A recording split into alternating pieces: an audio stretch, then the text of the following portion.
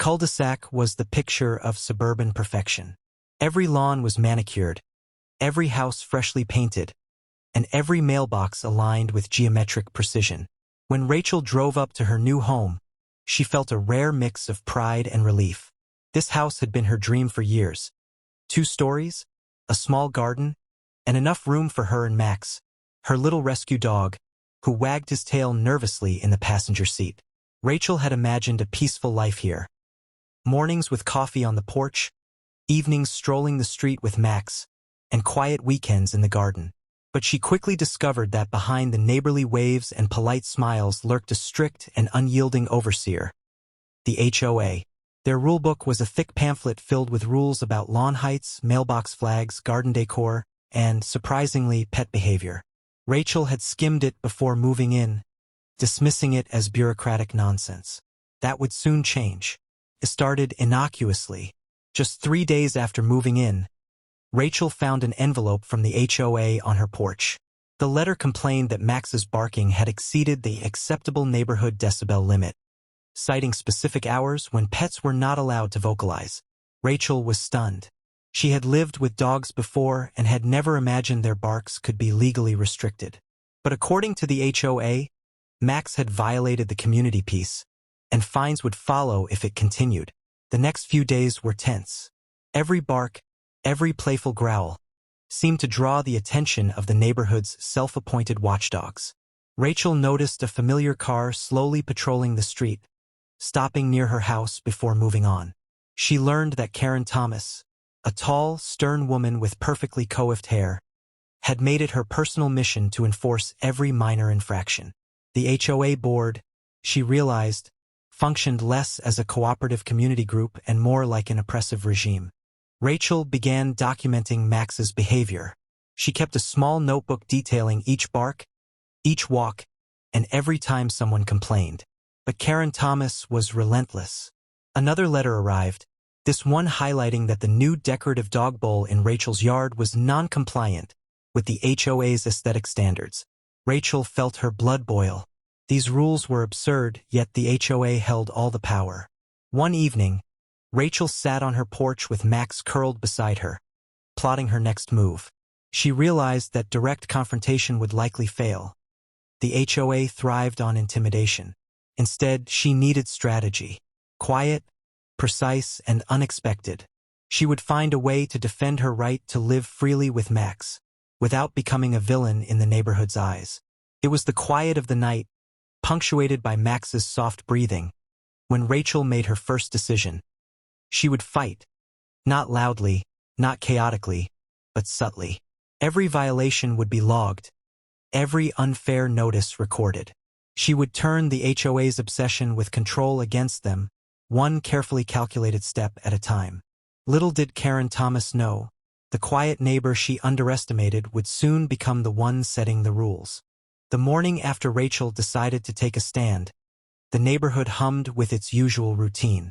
Children cycled past, sprinklers hissed across manicured lawns, and the scent of freshly mown grass lingered in the air. Everything seemed normal, but Rachel knew otherwise. The first domino had been set in motion, and the ripple effects were beginning to stir. Rachel had begun by contacting a few of her neighbors quietly. She discovered that many had suffered under Karen Thomas's obsessive enforcement. Mrs. Lewis, whose rose garden had been cited multiple times for unauthorized plant heights, confided in Rachel that she had long since stopped enjoying her yard. Mr. Chun, whose mailbox slightly leaned after a storm, had endured weeks of passive-aggressive letters. And the Patel family's trampoline had been flagged as a safety violation, despite being in perfect condition.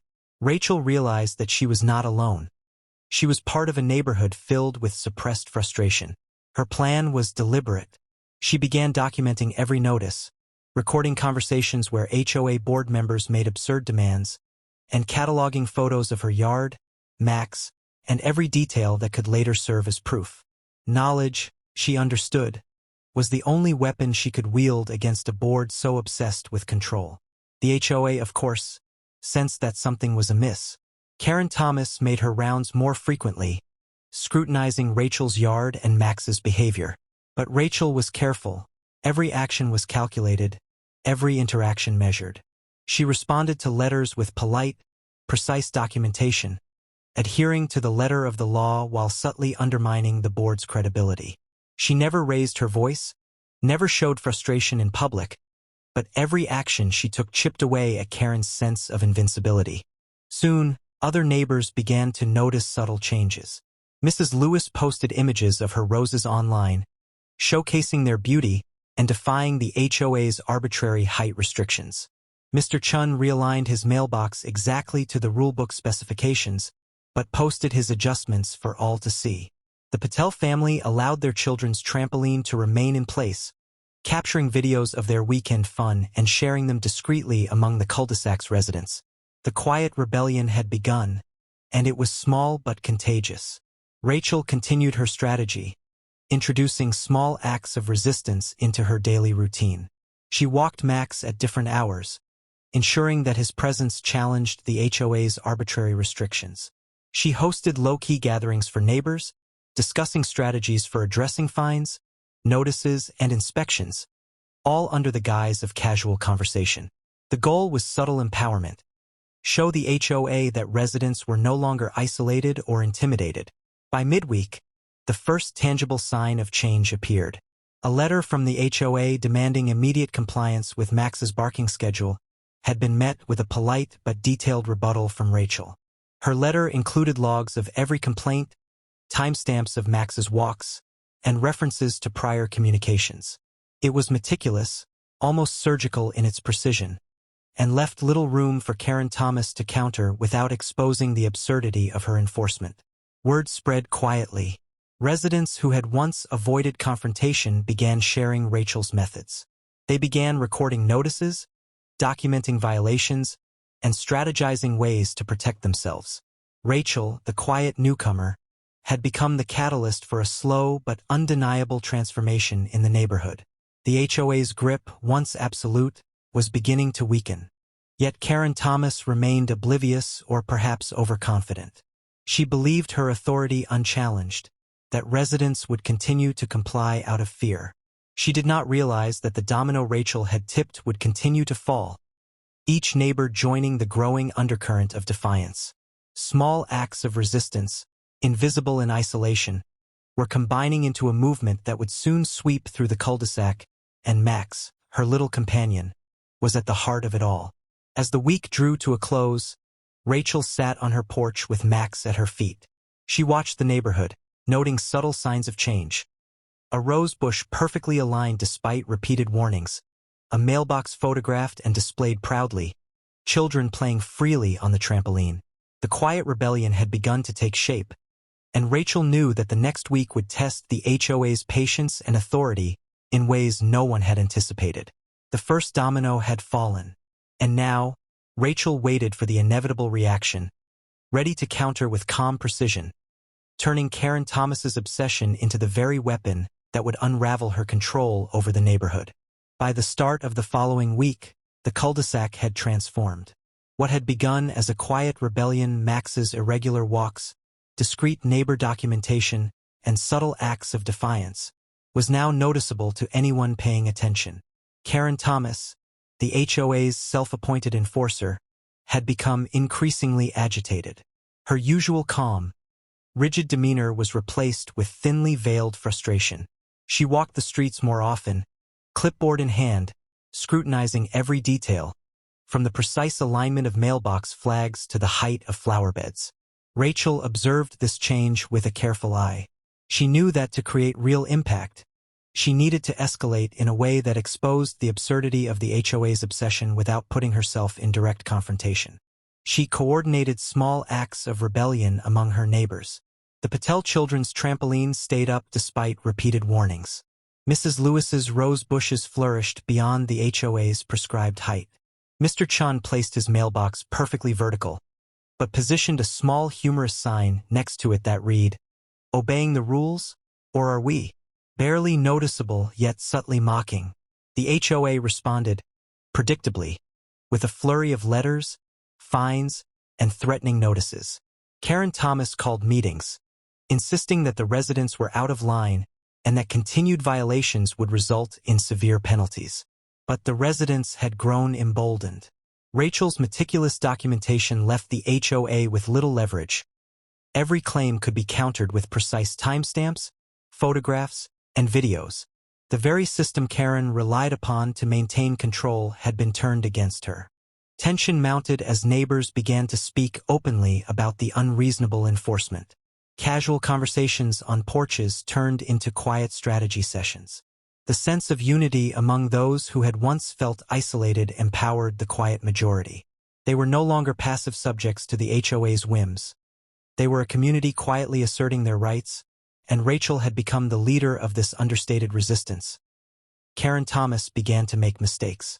In her haste to enforce rules, she overlooked minor details, sent letters to the wrong residents, and failed to properly document citations.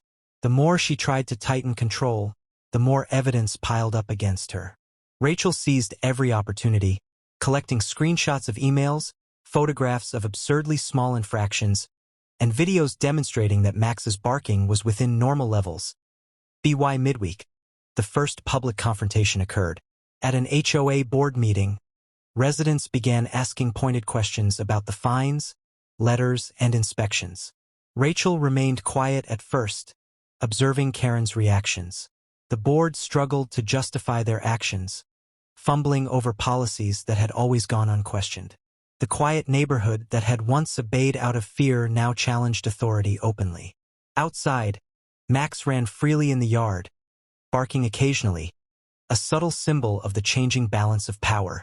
The children laughed on the trampoline, the roses grew untamed, and the mailboxes stood proudly. The HOA, which had thrived on micromanagement and intimidation, found itself in chaos. The tension was palpable, yet Rachel remained calm, knowing that each move she made was calculated and deliberate. The neighborhood had changed irrevocably. The dominoes Rachel had set in motion were falling faster than ever. The once dreaded HOA Karen was losing control, and the quiet resistance was growing louder with each passing day. Rachel knew that the final phase was coming, the moment when subtle defiance would turn into undeniable victory, and Karen Thomas would have no choice but to face the consequences of her obsession. The tension in the neighborhood had reached a breaking point. Karen Thomas, once the unchallenged enforcer of rules, was now overwhelmed. Every move she made seemed to backfire.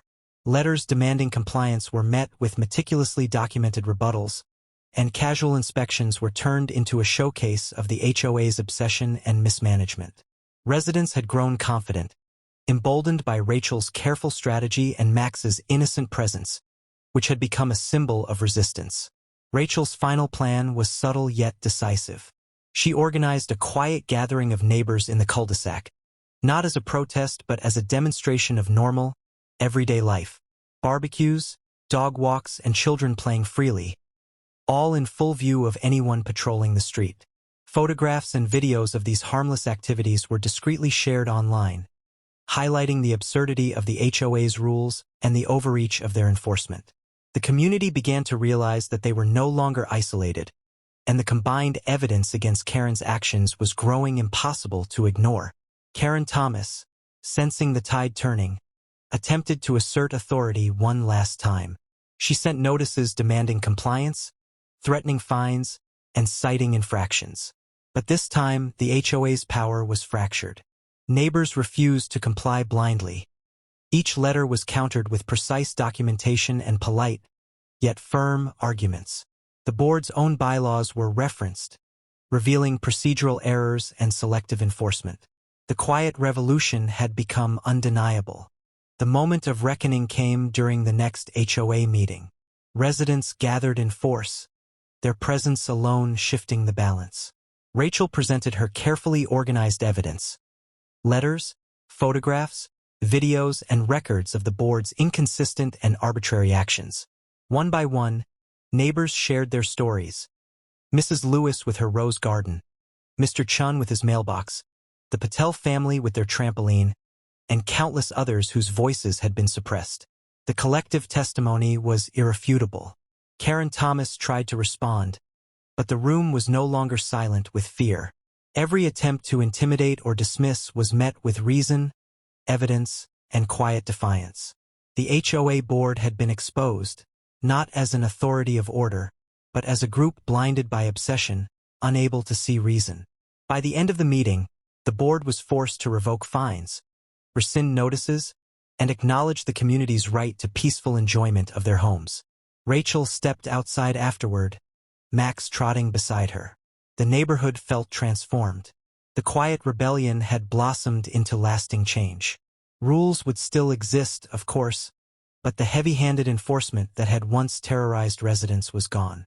The cul-de-sac returned to a state of calm, yet the memory of the struggle lingered, a reminder that even the quietest neighbors could create powerful change when pushed too far.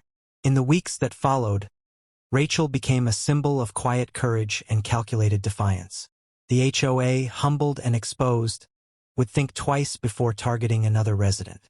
Max played freely in the yard, children laughed without fear, and neighbors greeted each other with genuine smiles rather than wary politeness. The neighborhood had been tested, chaos had risen, and through subtle strategy, patience, and courage, the quiet neighbor had prevailed. The tale of the pet policy pandemonium would be remembered for years to come. A story of how rules, power, and obsession could be challenged not with shouting or confrontation, but with careful observation, evidence, and the courage to act wisely. Rachel had turned the tables, proving that even in a world dominated by petty rules, the quietest voices could be the loudest.